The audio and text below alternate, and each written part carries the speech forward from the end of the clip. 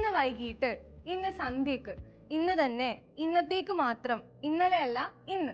കുറച്ച് വൊക്കാബുലറീസ് ആണ് കൊടുത്തിട്ടുള്ളത്. ഇതിന് ഇംഗ്ലീഷിലോട്ടൊക്കെ എങ്ങനെ കൺവേർട്ട് ചെയ്യാന്ന് നോക്കാം, അല്ലെങ്കിൽ ഇതിന്റെ ഇംഗ്ലീഷ് എന്താന്ന് നോക്കാം. ഇന്ന് വൈകിട്ട് എന്നുള്ളതിന് നമ്മൾ എന്താ പറയാ? ദിസ് ഈവനിങ് എന്ന് പറയാം. This evening, this evening.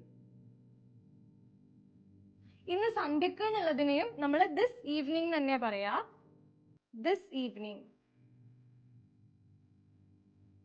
സന്ധ്യ എന്നുള്ളത് ഈവനിങ് തൊട്ട് ഒരു നൈറ്റ് ആവുന്ന ഒരു ടൈമാണ്. അപ്പൊ കോണ്ടെക്സ്റ്റ് അനുസരിച്ച് വേണമെങ്കിൽ നമുക്ക് ടു നൈറ്റ് എന്നും പറയാം.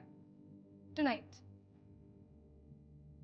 ടു നൈറ്റിന്റെ മീനിങ് ഇന്ന് രാത്രി എന്നാണ്. പക്ഷെ കോണ്ടെക്സ്റ്റ് അനുസരിച്ച് ഇന്ന് സന്ധ്യക്ക് എന്നുള്ളതിന് നമ്മൾ ദിസ് ഈവനിങ് എന്നും പറയും, ടു നൈറ്റ് എന്നും പറയും. ഇന്ന് തന്നെ എന്നുള്ളതിന് ഇംഗ്ലീഷിൽ പറയുന്നത് ടുഡേ ഇറ്റ്സെൽഫ് എന്നാണ്. Today itself.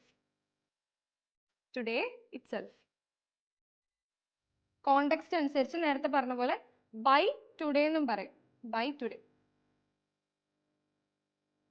ഇന്ന് തന്നെ, ടുഡേ ഇറ്റ്സെൽഫ് അല്ലെങ്കിൽ ബൈ ടുഡേ.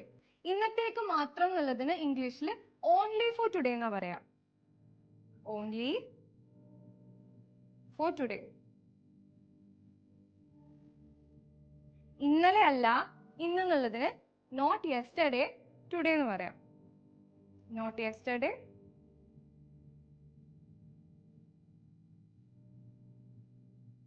ടുഡേ. ഇതുപോലെ സിമ്പിൾ ആയിട്ട് നമുക്ക് ഇംഗ്ലീഷ് പഠിച്ചെടുക്കാൻ പറ്റും. കുറച്ച് വൊക്കാബുലറീസ് ഒക്കെ അറിയെങ്കിൽ നമുക്ക് എളുപ്പത്തിൽ ഇംഗ്ലീഷിൽ സെന്റൻസസ് മേക്ക് ചെയ്യാൻ പറ്റും.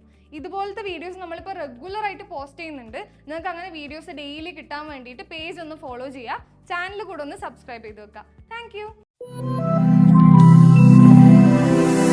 English Mitra. Stop worrying, start learning.